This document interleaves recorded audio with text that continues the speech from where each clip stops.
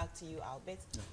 We just spoke to him. What do you make of what he said? Yeah, so essentially that's what's going to happen with them, and basically everybody else who has a fund in there, they will basically face the liquidity challenge. Because, for instance, just imagine that for a whole year, that you invest in that scheme, even the banks, they invest there. When a depositor wants to, or an investor wants to take something, then they go and then pull those interests to take care of those. And then for a whole year, there's a freeze on that.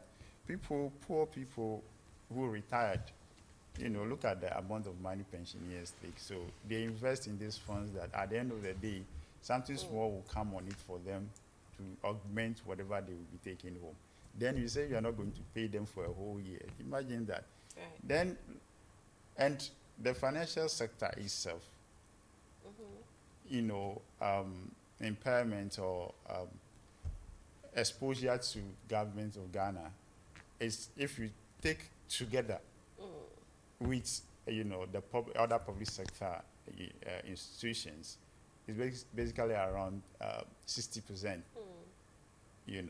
Which means that about 60% of the revenue of the banks will be held up for a year, which they won't have any access to, should they decide to sign up. And okay, at this point, let's not forget, let's make a distinction. Right. This is an offer, although a very difficult one, like I said earlier. We can all decide to reject it, right?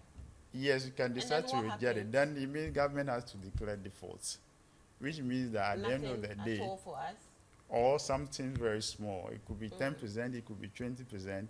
In the Jamaican scenario, for instance, the default scenario is that at the end of the day, then what you get will not be more than, like if there's a 100% reject, then it means that people will get just about 20% of their principal. So that's when they look at it, and then they use the carrot and stick situation that, okay, instead of the 20%, let's all sacrifice, and then at the end of the day, we all win. If nothing at all, you get more. If you stick with us, you get a full value of your investment at the end of it, whether it's true or not. Because of time value of money, you may not really get a full value of your investment. So definitely you lose something.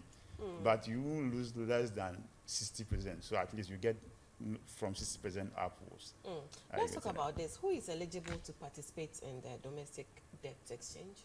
So the institutional bondholders, the mutual funds, and then the pension funds. You have the insurance funds. The list goes on like that. So basically, anybody who goes and then buy, the bonds are basically from the two-year notes to, let's say, about 10 to 15-year bonds. So anybody who buys into that. Then the issue of individual bondholders.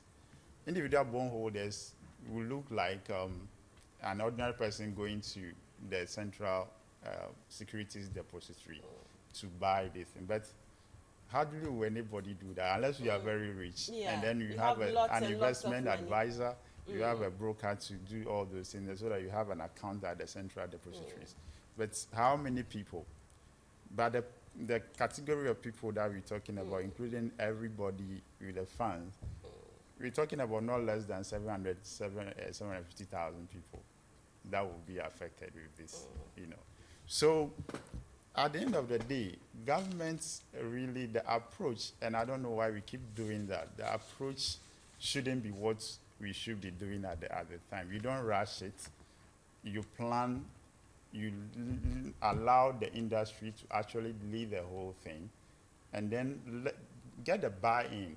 Let them understand that. Let's make sacrifices. As you're doing that, then you are also making the needed sacrifices. But you can't be, enjoying yourself, refuse to change your ways, and then ask the ordinary poor person who squeeze him or herself to save something and invest, to sacrifice his money, and then you refuse to make sacrifices.